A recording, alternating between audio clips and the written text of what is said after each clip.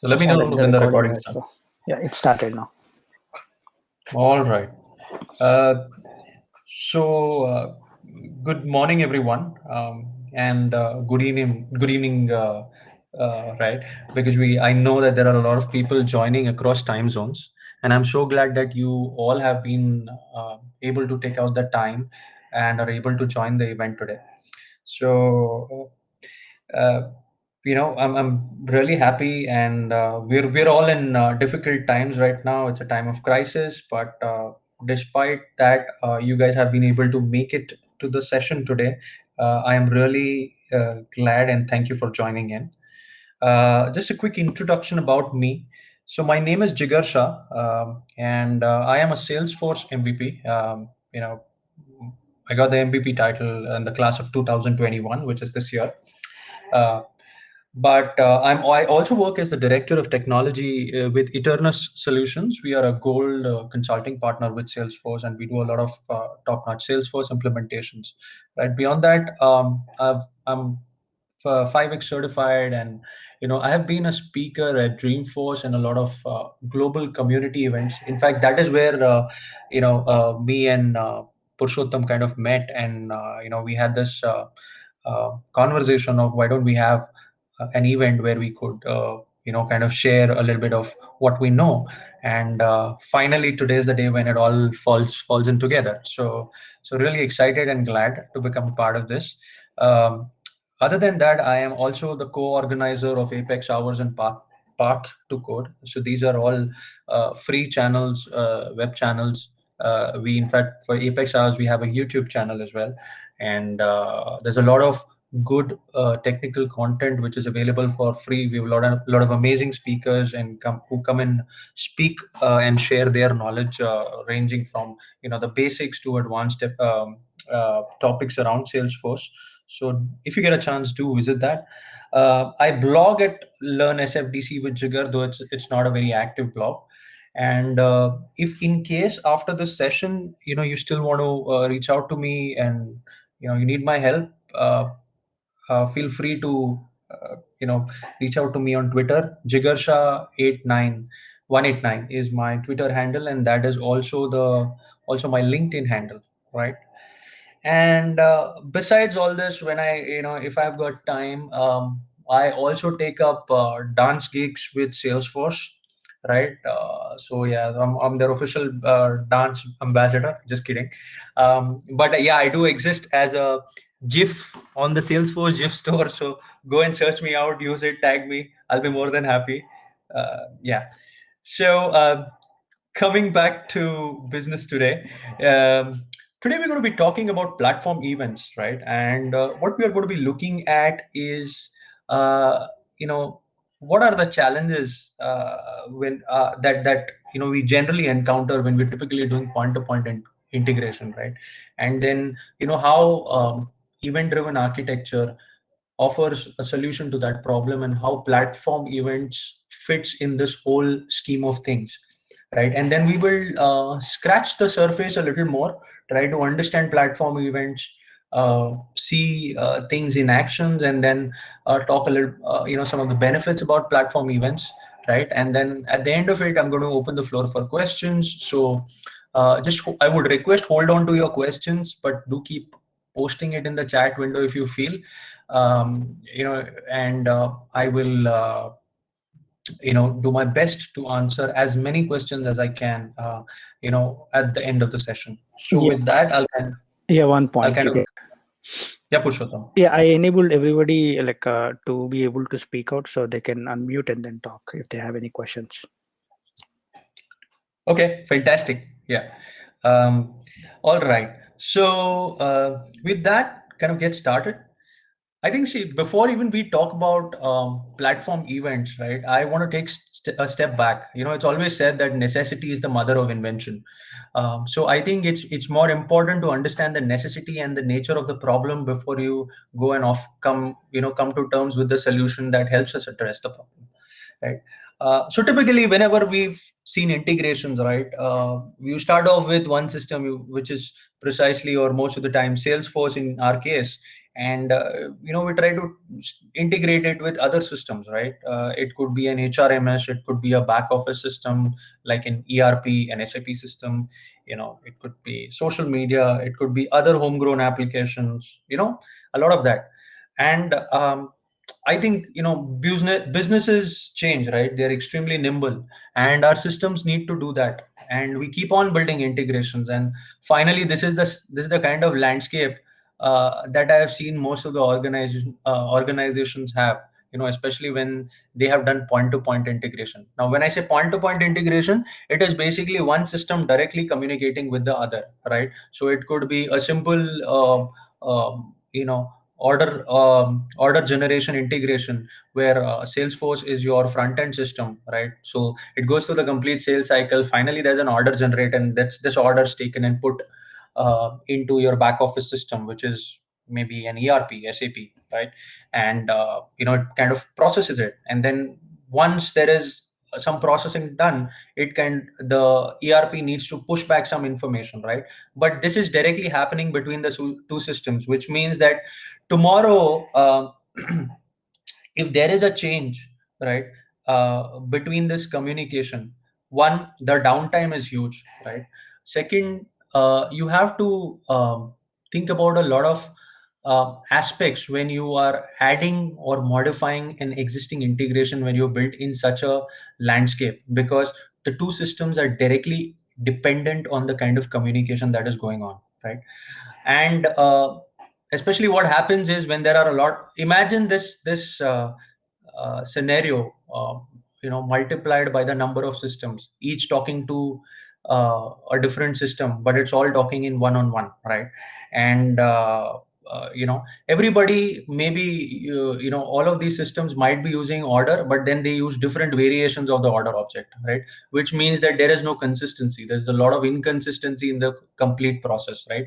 And as a result, the whole system becomes a spaghetti system where there's a lot of spaghetti integrations, like the red arrows that you see in the picture in front of you.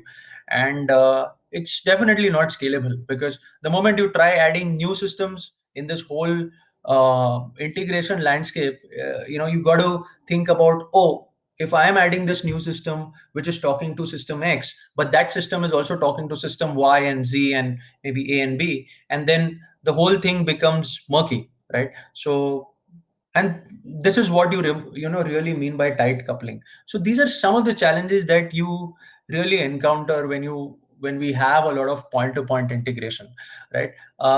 And point to point integrations are not always bad, but especially when I really talk about large and enterprise organizations, I think that's where point to point integration really uh, is an is a kill. And it really makes everything maintenance heavy, reduces your go to market time for innovation, and really slows you down as as an IT team who's trying to build in new new integrations to bring business value, and or do a lot of data visibility across systems. So I think that's where the whole problem lies, and that's what I would define as the byproducts of this real problem of point to point integration, right? And one of the solutions to this whole problem is to go the event driven architecture way, which basically means, when you say event driven architecture, it is also called with different names. There is it's called as a publisher subscriber model, more like a hub and spoke model, right? And that kind of helps address these set of problems that you actually encounter when you really do a point to point integration. Now, uh, in order for us to understand event driven architecture, and how it can offer a solution to these set of problems with the point to point integration, you got to understand a few set of terminologies, right? So there is, in the picture you'd see, there's something called as an event producer, right? So basically, event producer here could be, so these are the terms we'll just get to know a little bit, so that it helps us understand the whole context of the solution here. So event producer is nothing. It's basically a system that creates an event, right? What is an event? An event is just a message that passes, that is made to pass over from one system to another, and it contains some data, right? Now, and what, hows, and whos, we'll talk about that, in further detail. But for now, just for simplicity, event producer is nothing but a system that can be a part of the integration, and is actually sending some data to the other, which the other systems can consume, right? So those are called as producers. They are also termed as publishers, right? In the pub sub model, they are also called as publisher systems, right? Then there are consumers. Consumers are also systems and applications which consume the data that is shared by other systems, right? Even in a point-to-point integration, there is one producer and there's always a consumer. I mean, in an integration handshake, there's always a producer and a consumer. Now, what is so different about the event-driven architecture is, in an in a typical point-to-point integration kind of a model, there's always direct communication between the producer and the consumer. However, in an event-driven architecture or a publisher-subscriber model, this this philosophy is kind of broken, where there is something called as an event bus that comes into play. So think of an event bus as an inbox or a tunnel where the message that was sent by the producer is held, right? And it is just passed on, right? And the consumer can only listen to the event bus, which means that the consumer doesn't know who the producer doesn't know who the consumer is, right? So that's where you are completely decoupling the interaction between these two systems, right? And there can be multiple producers, there can be multiple consumer systems. In fact, in an enterprise landscape, that's exactly how it is, right? And it is also quite very well possible that a same system could also be a producer and could also be a consumer, right? But event bus is the glue that ties all this communication in, right? So there is one common mechanism of exchanging messages across the system, and that's the event bus, right? So these are some of the typical terminologies that you need to know to understand how the event driven architecture works, and what are the key elements of an event driven architecture, right? Of course, there is something called as an event or a message packet, which we all call it as. That is what gets exchanged between the producer and consumer, and that really flows in the event bus.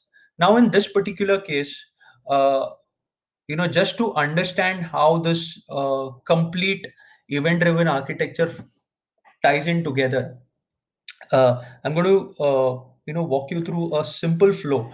Uh, and basically, where platform events come in is here, where platform events offer the ability for writing applications and solutions which follow an event-driven architecture-based model or a publisher-subscriber-based communication. Right?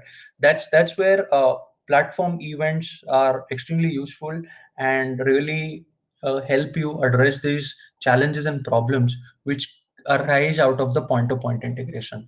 Now, let's just understand in simple terms how platform events work within Salesforce, right?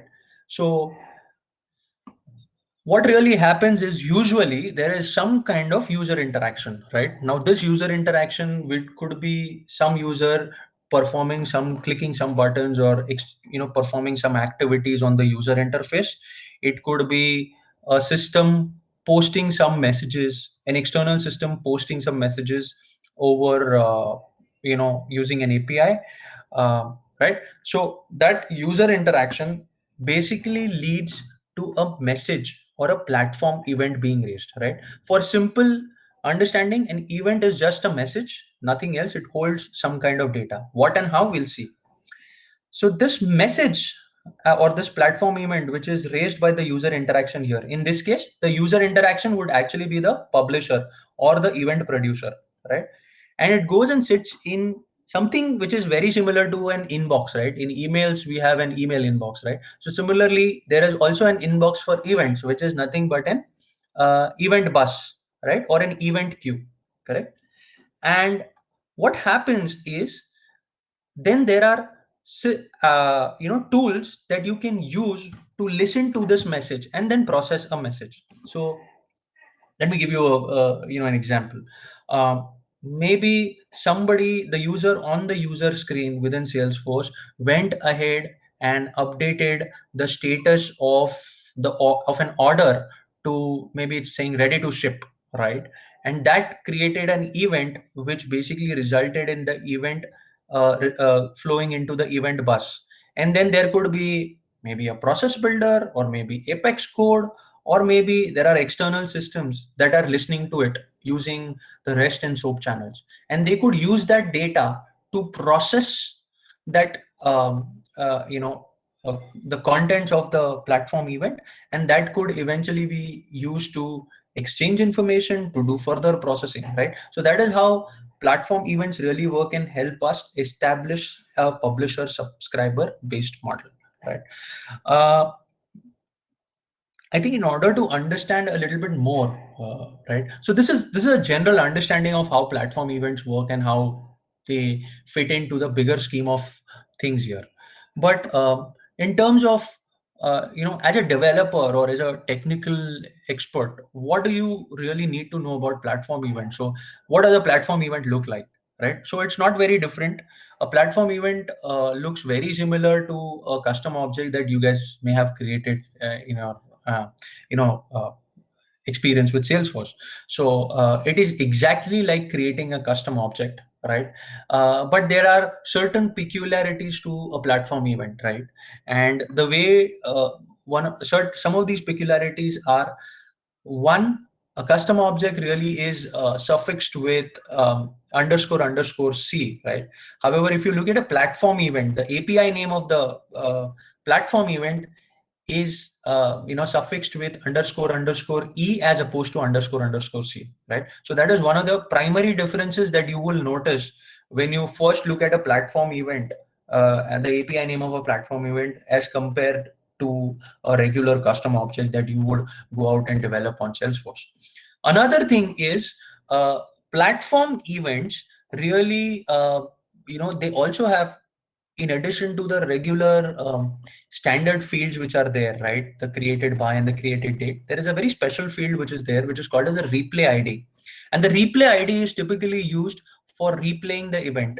Okay. So here's where it gets a little, complex. What happens is, a platform event is like any other record, right? But it comes with a validity, right? Which means that when a platform event is raised, it comes and sits in the event bus, but it is available in the event bus for only 24 hours, right? And it automatically destructs after 24 hours.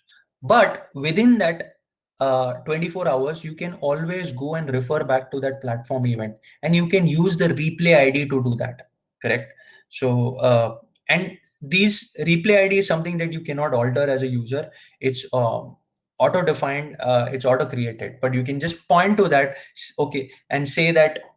So this really helps in in terms of uh, risk mitigation, right? Or failure management. So basically, let's assume that there's a situation where there's a producer, which is Salesforce, and then there is a back office system called, which is an SAP system, right? And they're trying to communicate, right? And the back office system in this case raises an event, right? And unfortunately, for some reason, the process that was listening to this platform event on the Salesforce side was down or met with a failure, because of which it could not consume that event and process it further.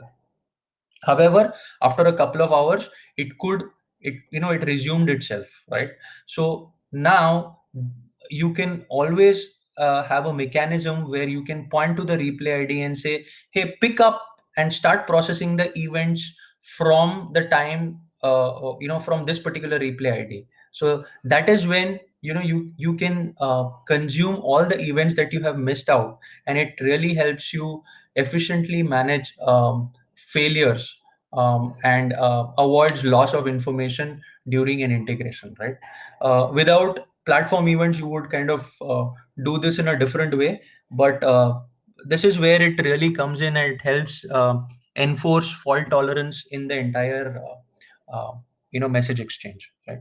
Another benefit is it offers a pubs up kind of communication model, right? So basically what happens is, you can use uh, tools like Apex Code or process builders. You can use flows, to publish and subscribe to platform events, right? And you can use the SOAP and REST API. So let's say if there's a homegrown Java system, or maybe there's an external system which could be running on Heroku, that can listen to platform events via SOAP and REST, right? And it can also use the Bayux and the Commit protocol. So these are libraries, right, which the external systems can implement. And because of this, the benefit that you get is, see, in a regular integration handshake, what really happens is one system is the producer and the other is the consumer. And as a result of that, what really happens is, if there is asynchronous communication, or if there is communication asynchronous communication where the other system needs to know, okay, whether a certain processing has happened, it has to keep polling. Polling is nothing but you keep interjecting, or keep asking the other system at defined intervals of time, or based on the defined algorithm, saying that, hey, the message that I'm looking for available now, right? And as a result, what happens is, there are a lot of unnecessary polling calls that happen between these two systems, especially because the system that is consuming the message in a regular point-to-point integration is not sure about this whole exchange, and it has to keep going back and forth till the time it receives a message, right? But with a pub-sub communication model, what really happens is, the other system which is consuming doesn't really have to keep polling the system. The moment the message is available in the event bus, it will automatically come to the subscriber. Hence, it helps you save on a lot of wasted API calls, which really, is one another benefit that comes in, right? So beyond that, platform events are also supported over REST and SOAP, right? Which means the way you could expose your S object data, from a standard account object, contact object, or any other standard object, and maybe a custom object, you could do the same with a platform event, right?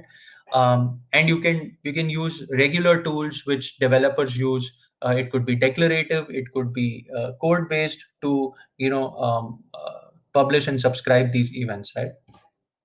And one of the other things is, platform events are strongly typed.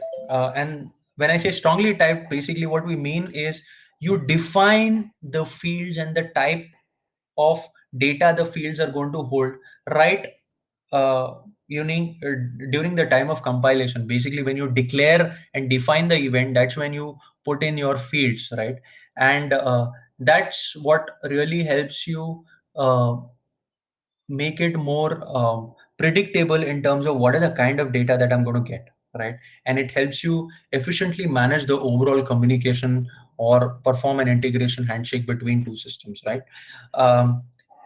And even using, when a SOAP or REST API is used here, this data, basically this strongly typed data, is typecasted into a JSON payload, right? And that is exchanged over. So we'll see that in a moment. But that in a nutshell is what platform events are, right? And some of the nitty-gritties which we as developers need to understand to be able to use platform events, right? Uh, so I'm going to quickly jump over. I'm going to switch my screen and I'm going to go to my Salesforce instance where I will be able to show you where. So I hope everybody is able to see my screen. If somebody could confirm, that'd be great. You just unmute and just give me a yes. I can say it. Okay, I'm going to do a lot of screen switching, and hence I'm going to be asking this. I just want to make sure that nobody misses out on this. Okay, so I'm within my Salesforce instance. It's a developer instance. And if I have to go and look for platform events, if you go to my setup panel and just go for events, and here you would see platform events, right? So I'm just going to click on that, and that's going to basically bring up the screen that you are seeing right now, right? In my case, I have a couple of platform events already defined, but just to go over the entire process, we'll just see the whole event creation in action. So just say a new platform event, and I'm going to say a demo event 99, right?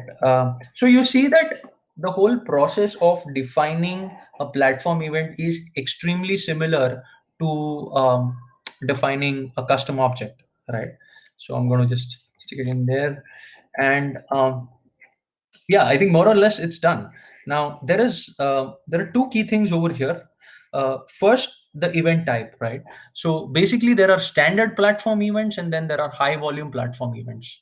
um, I think a couple of releases ago, when platform events were really new, high volume platform events were available on special request. Basically, the difference between a standard platform event and a high volume platform event is basically the volume that it allows you to, volume of platform events that Salesforce as a system allows you to create and process, right? With high volume platform events, you can generate millions and millions of events, right? So that's the fundamental difference. But I with from the last two releases or so, I believe that Salesforce has, made high volume platform event generally available, right? So earlier it required a special add-on, but generally it's available now. Now, another important thing to note over here is the published behavior, which means uh, what you're setting over here is when do you want the platform event to publish. And I think there are two options here. One, it says is you can do it immediately, and the second is says is after commit. Now, this really comes in handy when you have multiple subscribers to an event. So let's say an event is published, right? And there is a trigger, uh, and there is a process builder, and both are subscribing to the event, and the trigger is operating on a record, a custom object record, and it is processing that, right? And the process builder is also trying to use that record, but it actually needs to do that once the trigger has completed its processing on that record, and it has committed the changes to the database. However, in this case, because if you choose the immediately option, what really is going to happen is the event is going to be published immediately before the commit happens. As a result of which, in this scenario that I mentioned, the process builder could not find the record that the trigger is kind of committing, because it's taken a while, right? And it's already encountered the event, because event publishing, when you ask the Salesforce platform to publish the event immediately, it happens in a completely different context as compared to the regular platform transaction context, right? So uh, long story short, it's always a general good idea, a general best practice would be to always use the publish after commit option, because that gives you better predictability in terms of trying to say that if I want multiple subscribers and there is sharing of records. When I say sharing of records, not the record sharing, but they're both referring, kind of going to be obviously referring to the same record, or there is a specific sequence of execution that you want to enforce, then this is the option that you generally go with, right? So we're going to keep it as publish after commit for now, and just do save. And that's exactly how you've defined your first platform event, right? It's fairly straightforward. You see that I did not go and create any of these fields, but these standard fields are already there: the replay ID, the created by, and the created date, right? uh, Beyond this, you can go and define your own custom fields. So you can same way you would do it on a custom object, only with an exception that all the field types that you had or would have on a custom object, those are not going to be available here.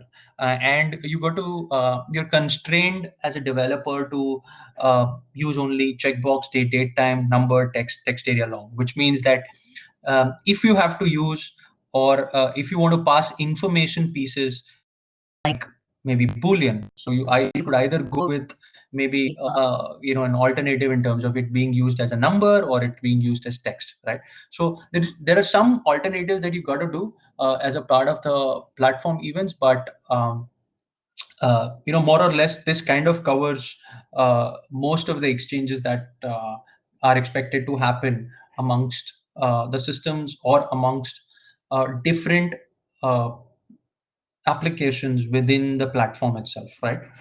So you could go out and define a field. I'm not going to go over and do the complete process, but this is how you generally define a field, right? Let me just quickly go back to you know an event that I've already kind of defined on my Salesforce org. So this is an order shipping notifications event, and we're going to be using this for our demo further. Right. And you see that right here, there are the platform events ends with a double underscore E as opposed to the double underscore C, right? And the only reason why you say standard volume is because this is something which I kind of defined way back in 2018. And that's the reason why it's standard volume. Typically, if I would define a new event now, like you said, like you saw, it would be a more of a high volume platform event, right? And there are a couple of custom fields that I've defined. There is an order number field, which is a text, which holds text, and then there is of course a status field, which is a number and it holds numbers, right? And we'll see how this all falls into place, right? The other thing that you also get to see is when you go to a specific event, you get to see the triggers which are running on a platform event and the different subscribers that have subscribed to this message event. So just refresh your memories, go back to that slide where I was showing you the producers and consumers, right? So when I say consumers, it's typically the subscribers, right? And the subscription. So basically the pieces or artifacts which are consuming this event, right? Um, so yeah, and you can also write triggers here, and we'll see that in a bit. But yeah, that's how you would go about defining your platform event. Let me switch back to the presentation now. So yeah, that's a little bit about what you can do and how you can define a platform event. In this whole process, I think when you start using platform event, there are certain clear benefits that you get out of using platform events. One is there's a very orchestrated communication mechanism that you develop between the multiple systems in your IT landscape, and it's very it's well audited.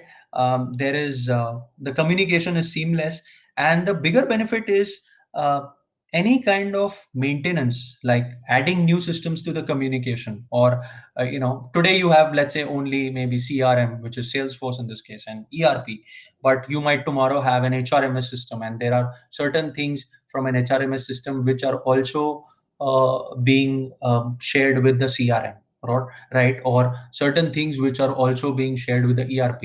Uh, it all goes through one channel, which means that you exactly know what is going through and which are the systems which exist in the communication. The second beautiful thing is, if you take off one system, let's say in this particular case, you see there are a couple of publishers, right? And there are a couple of subscribers. Now, if we take down a certain subscriber, or if we take down a certain publisher in this case, there is no dependency on the respective publisher or subscriber, purely because they are not directly communicating with each other. As a result, the maintenance becomes a whole lot easier, right? And another benefit that you have is, because you are clearly defining the message packet, and you define the type of the content or the data that's going to flow over in the message packet while defining a platform event. There is consistent messaging, which means if you talk about an order, and if you're exchanging order between ERP and CRM versus ERP and another accounting system, or maybe a logistics system, it's going to be the same order structure that is going to go through across. And it's not that one order will have 5 fields and the other order will have 10 fields, right? You can define the same order depending on what is the need of the respective subscriber. You could just pick pieces from the same messaging, same platform event, and use it for the respective processing that the application is defined to perform, right? So yeah, those are some of the clear benefits. I think from a publishing subscribing standpoint, these are the tools that you get from a uh, Salesforce standpoint. If you want to publish a platform event, you could do that through a process builder, or flows which are more declarative in nature. But if you want to write a very customized behavior, right? For example, there's a custom object record which is being processed, and that eventually is being used to raise an event, right? And you need a Apex code to do that. You can do that as well, right? Beyond that, it also you can also use REST and SOAP APIs to communicate with external systems, which means you can publish an event in Salesforce, and that published event can be consumed by an external system via API, which is REST or SOAP, right? Similarly, uh, you can also subscribe to platform events using similar kind of tools, right? So from a declarative standpoint, you can do process builders and flows. You can also write Apex triggers, right? But these triggers are a little special in this case, because when you write a general Apex trigger on any custom object, you get all the DML events, right? Which is insert, update, before and after, of course, and then there is delete and delete. But with platform events, that's not the case. The Apex triggers that you write here, you get only one event, and that's insert, and that's only typically after insert, which means that you cannot alter the state of a platform event, and that's precisely the reason why you can go back and subscribe to it using a replay ID, right? Beyond that, you can also use Comet-D libraries. Comet-D libraries are JavaScript-based libraries which can be used by non-Salesforce applications to consume the whole platform event thing, right? So for today's demo, we'll be using some of these artifacts. We'll be seeing how you could use a process builder to and Apex to subscribe, and we'll also be seeing how you can use Apex to publish an event. And of course, in this whole scheme of things, we are going to be using APIs, and we're going to be precisely using the REST API to see this entire communication, right? So with all that, let's just take all these building blocks and put it together to form a meaningful use case, which we can kind of go through and understand what this whole how this whole platform event can be used to establish orchestrated communication, right? And for that, what I have is today is a simple order shipping app, right? And there are two basic systems that I've considered for the demo here.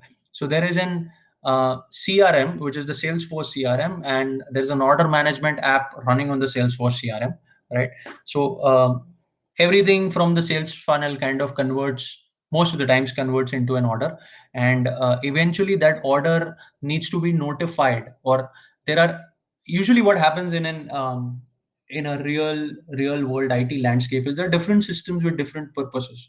There is an order management, or there's a front end system, which are typically CRM systems which manage the complete sales life cycle. But there are other ancillary applications and systems which do a lot of further processing. For example, ERP. In this case, what we've considered is a shipping app, right? It's an external shipping app, and basically the app is responsible for shipping, but it also needs to exchange information in terms of the status of the order with the CRM, so that eventually subsequent actions can be taken, right? So we have a couple of statuses on the order, in terms of the status field, and the moment the shipping app communicates that status back to the CRM, subsequent relevant actions can be taken in this case, right? So in the case when the shipping app has already made an attempt to ship the uh, order to the customer, right? That's when it's going to notify the CRM, and it is the CRM in turn, the Apex trigger that we're going to be using. It basically creates a simple follow-up task so that the sales guy can actually go and remember to follow up, saying that this item was shipped, and just to make sure that whether it has reached its destination or not, right? Similarly, once the shipping app actually delivers or does not deliver, there could be respective actions that need to be taken. If it's delivered, that's fine. The CRM is informed, and at least the sales guy knows that the uh, order has been delivered to its appropriate destination and the customer has received it. However, if there's a failure of delivery due to some reasons, there needs to be some kind of follow up. And what we're doing in this case is just, in this situation, is we are logging a case automatically, and this is all happening simply through using a declarative artifact, which is a process builder in this case, right? So really go out and see all of this as this in action. Hopefully when you start seeing it, it gives you a better perspective, right? So the first thing that I'm going to do is I'm going to just show you how to publish a simple event, right? And we are going to be using Apex to do that. So I'm going to switch over to my Salesforce instance, and what I have here is a simple piece of code. So before the code, let me just show you the behavior, and hopefully that makes it more clear. So I'm going to go back and I'm going to go to the debug logs, because technically there is no way to directly see the contents of a platform event, right? The only way to see the platform contents of the platform event is to subscribe to the event, so that you could use the content that is being sent over, right? So in this case, what I've simply done is I have the moment. So I have this order, right? This order record, I'm just refreshing the record, so just make sure that it has the most recent state of the order, right? So this is an order. This was created, and the CRM system now needs to inform the external system that this is ready to ship, right? And you need to take over, right? So all we are going to do is the sales rep comes in and he changes the state of the order, right, to ready to ship. And I'm going to do a simple save. The moment he does that, what happens is you'll see that an event is published over here. And what, just for everybody to understand what is going on, or there is actually something happening, I have I have taken that event and I've printed it out in the debug log. So let's just go out and see it in the debug log. Let's just see if we can see something over here. uh, Perhaps it is not yet.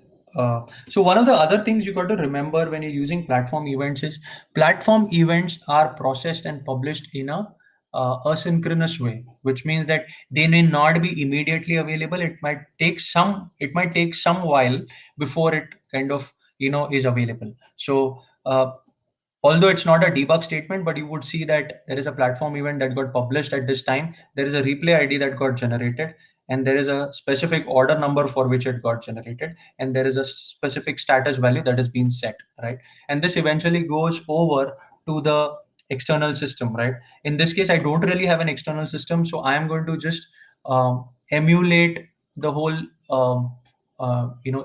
external application communication using Workbench, right?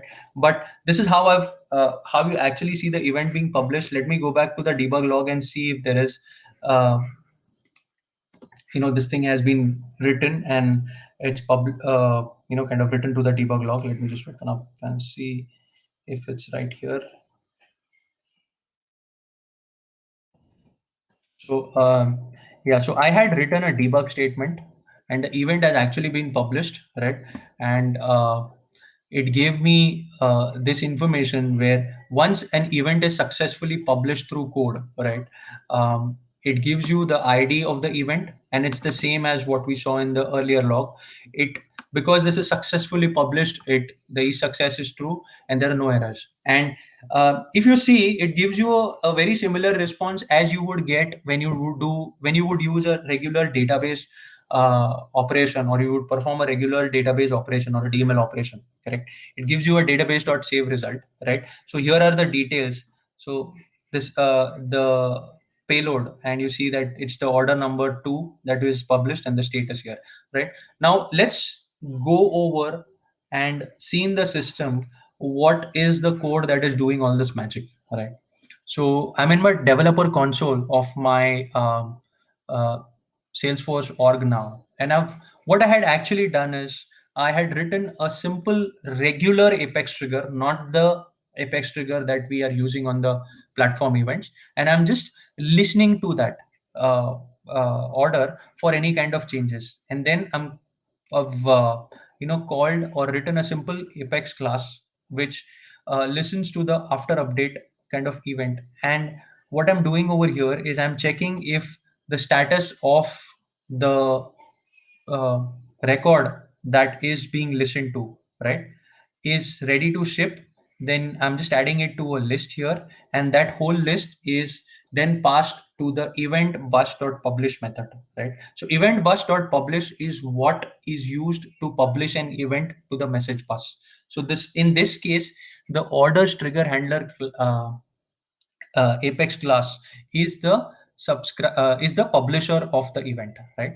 And what I had done here was, in order for me to be able to see the contents, I just output the same thing to the debug log, and that's what we just saw over here is the events published successfully message and the published order message. So this is how you could, publish a message using Apex. You could do that using process builders, right? Also, but in this, at least for the demo today, I've been using Apex, right? So this is what, or how you would publish an event. And similarly, you could, other systems could subscribe this event or listen to this event over the rest and show. Now we'll see that in a bit, right? So let me just go back to my use case, right? So this is what we actually did. We used the event bus.publish method and published my order shipping notifications event, right? And the shipping app could consume it over the REST API. Now let's assume for a moment that the shipping app has taken all of this information, it's done its due course of taken its due course of action, and it has dispatched something, which means that it is shipped, right? And the shipping app now needs to inform the Salesforce CRM that, hey, the order that you said was ready to ship is now actually shipped, and you can do whatever you want, but this is the information that I'm sharing with you. So in this case, what we're going to do is emulate this situation using a workbench. So I'm going to go back to my browser, and I'm going to go to the workbench here.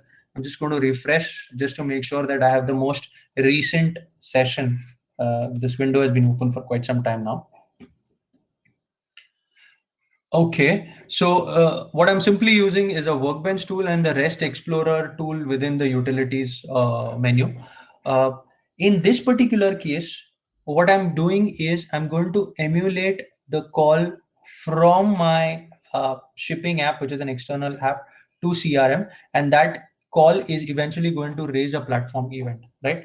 Now, uh, another place where you can actually see if platform events are being generated, if you see right now, the last processed ID and the last published ID is 49, right? Because the event has been published, this number should change. So basically, this number is the number of event that got actually published, right?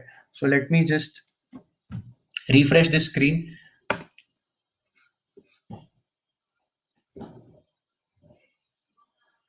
right? And there were a couple of events that I published in between. That is the reason why it's not exactly the sequential number. It shouldn't. It's not 50, but there are a couple of events I published before. But if you see, the number has changed. So this is also what also tells you that there are events being published to your event bus. Yeah. Now let's go back. So this is 53 now. Now let's go back to what we were doing. What I'm going to do now is emulate the shipping app process, where the shipping app is going to post over to my Salesforce CRM.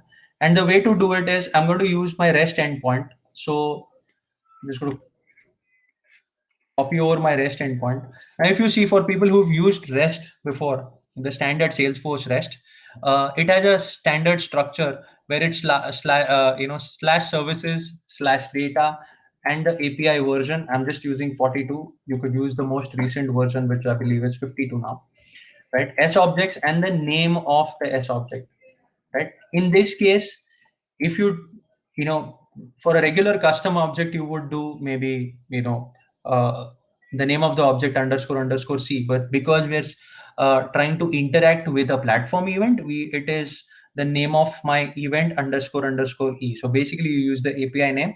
Now in this case, because the external system is going to send a message, it uses the post action in HTTP communication, right? So we're going to choose post, right? Because we're sending some information, and the information is actually sent in the form of a JSON payload, right? So right now I'm just emulating it manually, but actually this is what the application or the code of the external application would do, right? It will create a request, it will create the JSON body, and it will send it over and make a call to this endpoint, right? So once I do that and do an execute, right? Um, in this case, the status, so 2 stands for shipped, so it's going to send over a 2. And let's see the record right now. The status of the record is ready to ship. Let's go over and execute this call, right? The moment you execute this call, you would see that there are no errors and this has been successfully published. Now, this implies that a platform event has been published. And if you actually go back and see now, the number would have increased by 1, which means there was one platform event that got published, right? And now if we see uh, what has really happened is, if I refresh this record, the status of this record would have changed to shipped, right? And because I've written the code where I've written an apex trigger on the platform event, on the order shipping notifications platform event. The trigger is supposed to change the status of this particular record, and it is also responsible for creating a follow-up task, which it has done for the sales rep. And you see that earlier there was no task, but there was a task that got created. So let's go and see what this specific apex trigger is doing, which is actually being written on the platform event, right?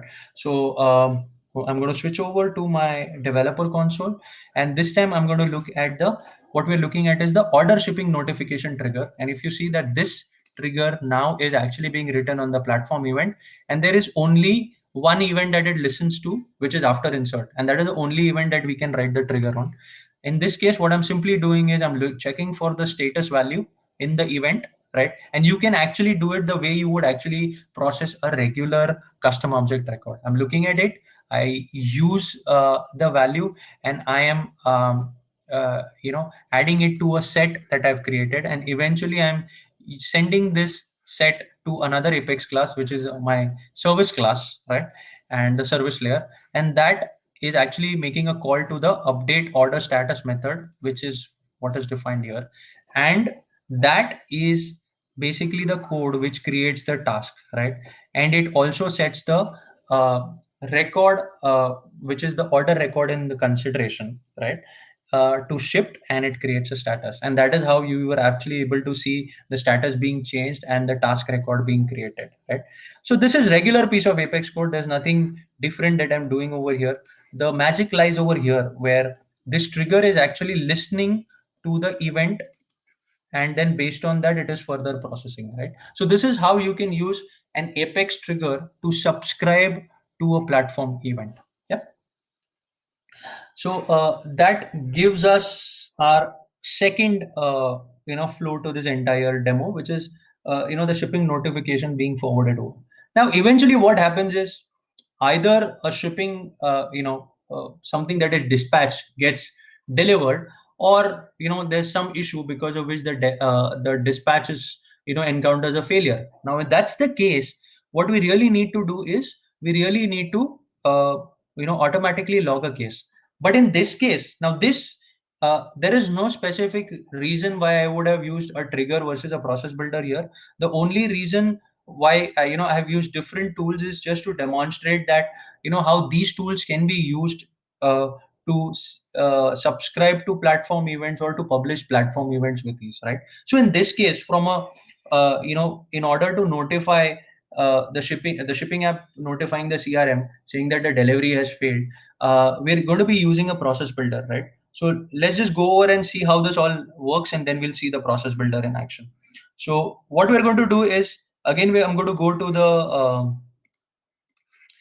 the workbench, and this time I'm going to the shipping app emulate the shipping app behavior, and the shipping app is going to send a different message, which is basically -1. So -1, as the communication has been defined, implies that there has been a failure in terms of the dispatch, and whatever order was supposed to be reaching the destination, and unfortunately it is not reached. And the shipping app is now communicating with Salesforce, and it is just making another post call over the REST API and sending out this payload, right? The moment it does this again, right, there, you can again see that there is a success. If I go to the platform event screen, you will see that the platform event count would have been increased by 1 over here. and uh, the numbers increase. Earlier it was 54, now it's 55. And now if I go back and if I see the order, the status would have actually changed, and ideally it should create a case. So let's see if it has done that. So the status for the order changed, and if I go to the related record section, you would see that there is a case that gets automatically logged in order for the support team to get involved and make sure that the order reaches its right place, right? So now let's really see how we did this. So this was done basically using a simple process builder. Let me just go back. So I have the process builder over here. This is a process that I wrote. Um, it's actually looking for, so just as you would tie in the process to a custom object, you have tied in the process to a platform event, right? And you will also need to mention if there are other objects that you're using in the complete flow. That is also something that you would have to specify, right? And my condition is very simple. um, I'm filtering it out based on the order. In the real world, the logic would be more complex, and you could filter it out based on certain different criteria, right? And it is looking for the order, and it is trying to say that uh, is the status of the message delivered. And what I'm doing is, the status field that I've defined is basically a numerical value, and I'm checking if the value of that field is equal to 3. Then this branch of the process builder should execute, and it should basically update the status pick list of the order, right? However, if it equals to number to the value -1, in that case what we're doing is we're updating the status value to delivery failed. And we are also creating an action to log a case, basically, right? So we create a case record, and there's certain uh, fields that we are populating on the case record, and a case record has been created more like a service request to kind of take care of the dispatch, right? So simply using a simple declarative tool like a process builder, you could go out and subscribe to an event, right? And similarly, if I, let's assume that if the same order finally got delivered, right, and I put a message of 3, then the record status would now change. And if you would go and see, or just refresh this, might take a while. Yeah, the status is changed to delivered, right? So this is how communication between Salesforce and external systems can be established in a seamless way. And you could use regular developer tools, declarative or programmatic tools, to kind of control this behavior and really manipulate this behavior, right? With that, I'll kind of go back to my slide deck. So this is what we actually saw. I can definitely go ahead and share the slide deck with you guys. But these are some of the good resources that I've kind of collected or have encountered, which really help you get a deeper dive in terms of how platform events work and how they can be really used uh, as a solution, or they can be used as a part of your solution to address a real world problem, right? There's a trailhead module, there are a couple of, there's great documentation available, so you could use all of that. um, with that, I'll kind of not take a lot of time and open up the floor for questions. I hope that was not too fast, but yeah, more than happy to listen from all of you. Yeah, if you have questions, either you can unmute and then speak, or you can put it in the chat. And meanwhile, I have like a couple of questions, Jigar, here. Absolutely. Please. So So you're referring to the chat window, right? yeah, but no, these questions are for me. I'm just waiting for like them to put their questions. So the replay ID thing we talked about, right? Correct. So this would be helpful like for any of the events that got failed, that can be rerun, right? Correct. So this rerunning process, can it be done in bulk, or like it has to happen like one by one using that replay ID? So what really happens is when we say, the failure recovery, right? That is what a replay ID is used for. So that uh, what we are doing is when we ask the event to be replayed, right? It is not only that specific event. It just basically resets the pointer of your event bus to that specific event. There is a specific sequence in which the events are being published, right? So when you say that, point or replay the event 34, it sets the start of the queue to that event 34, which means all the events after that can be accessed consistently, right? So all you have to do is the replay ID is just used as a pointer to point to the start of the the event that you want to start processing from, because it's a queue. So Right. you could, yeah, basically when you use a replay ID, you specify a specific ID of an individual event, but that basically allows you to point your start of the queue from there, and then there onwards you can go ahead and process each of these events. Yeah, but let's say like in this scenario, we were just dealing with only order object, right? And then Correct. all the events that get created related to the order. So let's say like I deal with like two different objects, and then Right. like events got created for individual of them. And now in this case, Correct. if I have to replay these events, how are we going to differentiate those records based on that object that we wanted to run? So basically, events are strongly typed, right? So when you are exchanging the communication, there will be, when you're talking about records, are you talking about the event records, or are you talking about two different objects here? Just trying to understand, Two Purushottam. different objects, like let's say like object A and object B, and I wanted to process all the events which were failed related to object A, and they may not be in like same sequence.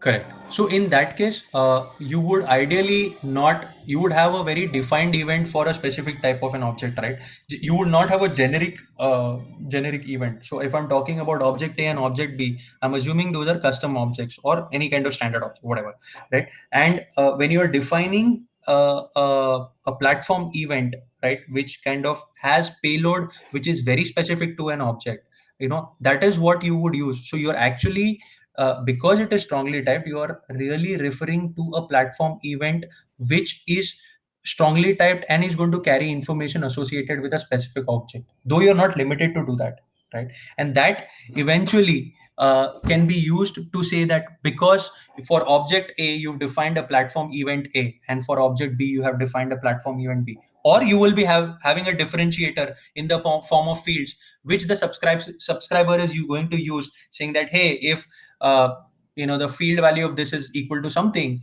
you invoke the subscription process A. But if the field value is something, a different value, you invoke the subscription process B. So that is how you would be able to differentiate, segment, and bifurcate, right? Okay, okay. I think yeah, that sounds right. And I have like a couple more questions, and after that, I'll get back to the chat related question. So this Mhm. this is like more helpful in the case of asynchronous processes, right? Correct. Can Correct. this be useful for? I'm like, can this be used in case of synchronous processing also, where there is a button click and then I wanted to make a call out and then get the response and then show the response results? See, platform events fundamentally operate asynchronously, right? So there is nothing of Mm. synchronous processing that really works. But what this really helps is it helps you in breaking down long processing durations. So, for example, taking the example, right? You click a button and then you make a call, right? So what you could simply do is, in this case, um, on the click of a button, just raise an event and come back and say that. You know show them some message or show them some loader, and that eventually basically is consumed on the other side, and when it gets back, that information is kind of automatically shown back on the user UI, or some kind of notification mechanism which could be done in the form of an email. But fundamentally, platform events are used for asynchronous communication. So technically, while we might have seen in the demo that all of that is being processed so fast, Mm. right? But it's typically near real time communication, is not real time communication, so it's not synchronous processing at all. Right. But it's not only limited to integration with external systems. You could also use it to draw boundaries around your process and decouple your processes, so that it acts as a great tool for that case as well. Right. Okay. Okay. Yeah. In this case, it would be still an asynchronous, but it will look as an asynchronous process since we are showing That the is correct. results. That's Okay. correct. Okay. And one last question: for external systems to be able to consume these events, right, in Salesforce, like which are not Salesforce related, is this only the option like the committee? Because I really face this issue because I was trying to see any other options but couldn't find, so they had to use the committee only. Yeah, Comedy is the only library that it supports. That's purely because I think they are kind of establish consistency. Because Comedy is also the library that is being used for streaming API by streaming API. So that is the similar. Basically, it uses the Bayeux protocol, right, which allows you to help establish the whole communication in terms of publisher subscriber model. So that unfortunately, yeah, Comedy is the only library supported, but you could eventually use rest and that combination, so that's what you kind of limited to for now. Yeah, I kind of proposed a similar kind of approach. Like what I thought, instead of doing comedy, probably we can write a REST service where they call the REST service, and then that REST service within Salesforce is going to process the events. Right. That's how I was doing Yeah. it. Okay. Yeah. Okay. I just wanted to get it clear on that. Okay. Cool. Yep. Let's go to the questions. I see there are a couple of questions on the chat. So if you want to run through them. Sure, I will just go through them. So I think there's a question from Vijay. It says, "Can you just show the trigger how you're capturing the body sent in post request in trigger of event?"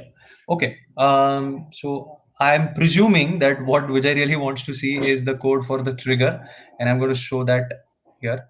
Okay. So I hope you're able to see my dev console now, and I'm pointing to the order shipping Uh, notification trigger with. Not yet, I think. As we still see Uh, here. okay, I think I stopped sharing my screen, so my bad. I'm sorry. Just go back. Let me see. Hopefully, it should be visible now. It is visible.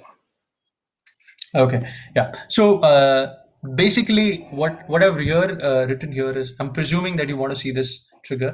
So there's nothing different that I have really done. It's only that instead of writing it on a custom object, I've written on a platform event. And the only thing that really changes here is the fact that you don't get any other event, DML event other than after insert, because uh, the system is going to insert this in the queue, and that's only when you can listen to it using the trigger. So the trigger is a subscriber, and then all I'm doing is, I have just like I would access a regular custom objects record, I'm accessing it using object name dot field name. Similarly, I've done an event name dot field name. So I created an instance, right? And the instance is nothing but, in this case, the trigger dot new holds a list of order shipping notification records. So that's what I'm using, and then I'm just sending this out. I'm populating this in a list and then sending it out to a different class. Since I did not want to flood the trigger with a lot of business logic. I wrote a separate Apex class where I'm getting in the details about the logged in user, and then using that to create a task, and also updating the order record, right? uh, because I have also I've passed the number of the order, right, which was actually received, right?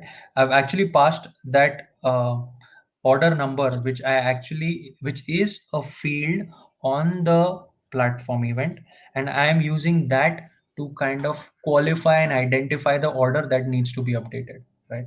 So I've passed that in, and it's basically a overloaded constructor that I've written with a parameter. So when I um, create a new instance of the order shipping service class, I pass uh, the number, and that is what I use to kind of query and get the right order, and then tie in the task to that specific order, and also use the that record to update the value. So that's what I'm simply doing. So I hope that kind of answers your question. Yeah, he said like got it. Okay, cool. All right. Just going back. How are we capturing the post request in the trigger of so I think there's another question by Vijay himself says how are we capturing the post request body in the trigger of the event. I think that's covered already, I believe so. There's a question from Suganti which says, as it is asynchronous in general, how long should I wait to check for the log, so I could know if there is an error in publishing. Usually what I've seen is it's pretty fast that way. I don't think there is a defined time period saying that you should check after uh, 10 seconds. See, the best part in this case is because it is a publisher subscriber event, it is not the regular communication, right? It's not like, you got to go and check uh, the event bus. You are subscribed to the event bus. The moment the message comes in the event bus, that's when the subscriber will automatically be activated and start processing, just like a trigger would run when a record is created, assuming that you've written it on a certain event of the record manipulation. This is similarly how it works, right? So that's exactly what it is. What is asynchronous is the publishing of the event, right? So when actually the event is published, the time from when you request for a publishing and it coming into the event queue, that is asynchronous. So that's what it is. So that's a little slightly different to understand, but yeah, that's how it really works, right? So you don't really have to wait for a time or so for listening to uh, issues, right? Hmm. Okay. All right. So I I think think those were. she was asking about the accessing the replay ID also within the same Yeah. question. Yeah, so just like I would, you would do it in Apex for any kind of field, you can access. So this is a status field, just like I would access a status field, I could do the replay ID, right? You just need to tie it in with the logic, saying, let's say if you've written an Apex class or which ties into a service, and that service is down, and you will have some fault tolerance logic. So that fault tolerance logic could really always go and first check if you could have a mechanism where you could store the ID of the last published event, right? And if you check if the current published event is higher, then all you could do, the replay ID, you could just use order event dot replay ID, and I think there's a specific Apex method to do that, right? But that's how you would typically do that using Apex. Okay. And I think Rutika was asking if this will be recorded. Yeah, yeah. I'm going to post it on the event page, the recording session. Okay. And any limits around this platform events? Because generally there will be. I'm Yeah. just guessing there will be some limits. Absolutely. Yeah, no, you're right in that, Purushottam. So basically, when you're doing platform events, for an enterprise edition, you can define only 50 platform events, which means you can only create 50 platform events in the definition. And I think for enterprise and for unlimited and performance editions, it's about 100. So you can only define 100 events, right? And then there are limitations in terms of the number of process subscribers, right? Which is about I think 2000, right? So 2000 active subscribers, which means you could have 2000 active processes which could be subscribing to a platform event, right? And then there are other numbers also. I don't remember all the numbers, but yeah, these are just some that I remember at the top of my mind.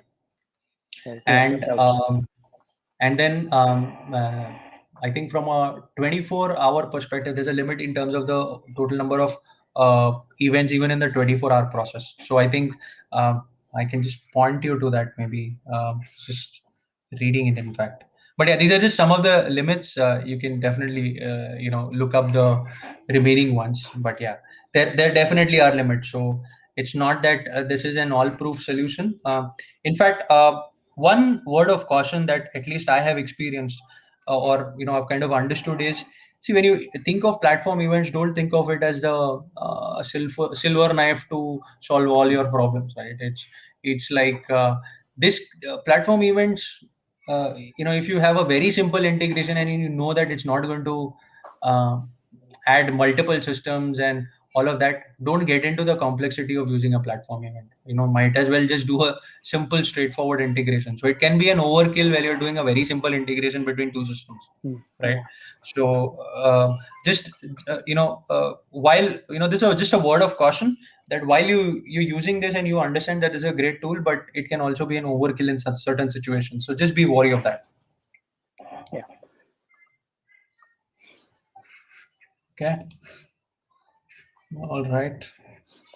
I'm going to stop the recording.